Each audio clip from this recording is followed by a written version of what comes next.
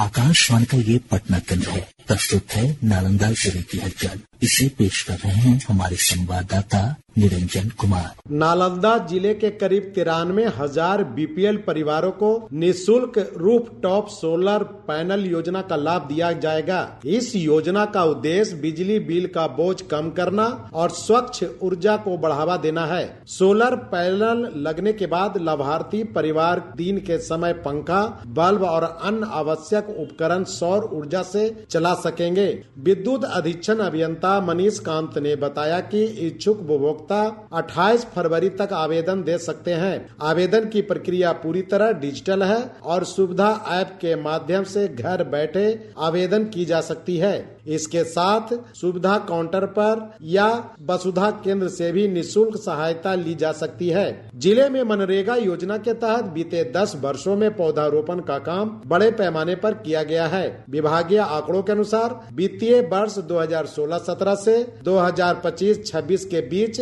करीब 1 करोड़ 12 लाख रुपए खर्च कर 28,04,636 पौधे लगाए गए हैं, जिससे जिले में 477 हेक्टेयर वन क्षेत्र विकसित हुआ है। इस अवधि में कुल 33,58,300 पौधे लगाने का लक्ष्य था, जिसके सापेक्ष 83% उपलब्धि हासिल की गई है। मनरेगा के जिला कार्यक्रम पदाधिकारी प्रवीण कुमार ने बताया कि पौधारोपण सार्वजनिक, सामुदायिक और निजी भूमि, सड़क किनारे, आहर पैन, स्कूल, कॉलेज परिसरों सहित विभिन्न स्थानों पर किया गया।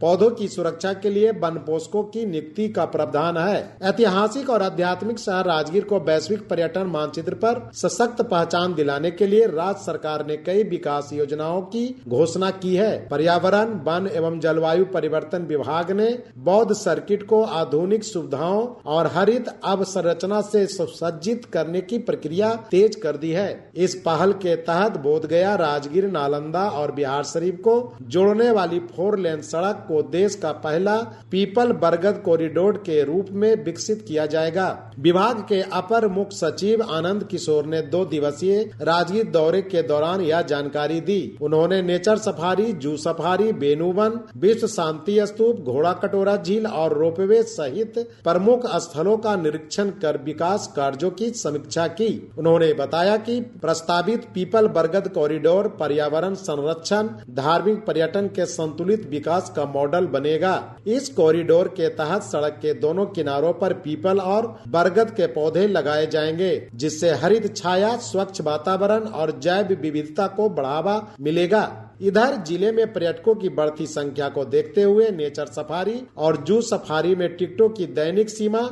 1,000 से बढ़ाकर 2,000 करने का निर्णय लिया गया है। नालंदा विश्वविद्यालय में अल्पसंख्यक कार्य मंत्रालय द्वारा 2 दिवसीय जन भागीदारी से विकसित भारत आर्ट 2047 विषयक चिंतन शिविर का आयोजन किया गया। देश भर से आए मंत्रालय के वरिष्ठ अधिकारियों, हितधारकों, विभिन्न योजनाओं के लाभार्थियों और चयनित गैर सरकारी संगठनों के प्रतिनिधियों ने इसमें भाग लिया। शिविर में विकसित भारत के लक्ष्य को प्राप्त करने में अल्पसंख्यक समुदायों की भागीदारी, शिक्षा, कौशल विकास, उद्यमिता प्रोत्साहन, महिला सशक्तिकरण और सामाजिक समावेशन जैसे विषयों पर विस्तृत चर्चा की गई।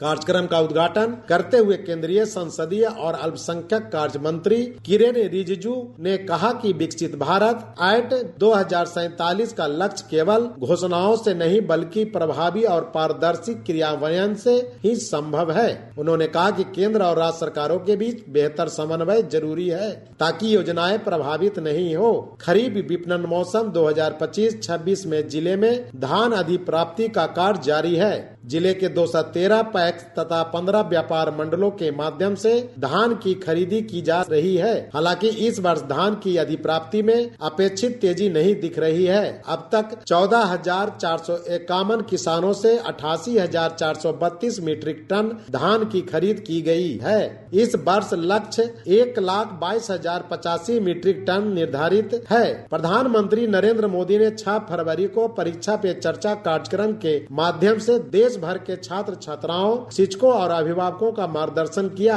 जिले के सभी सरकारी और निजी विद्यालयों में इस कार्यक्रम का प्रसारण किया गया। छात्रों ने बताया कि प्रधानमंत्री ने सरल तरीके से उनकी जिज्ञासाओं का समाधान किया और पढ़ाई के सही तरीके अपनाने की सलाह दी। अभी आप सुन रहे थे नालंदा जिले की हलचल। इसे पेश किया हमारे संवाददाता निरंजन कुमार ने।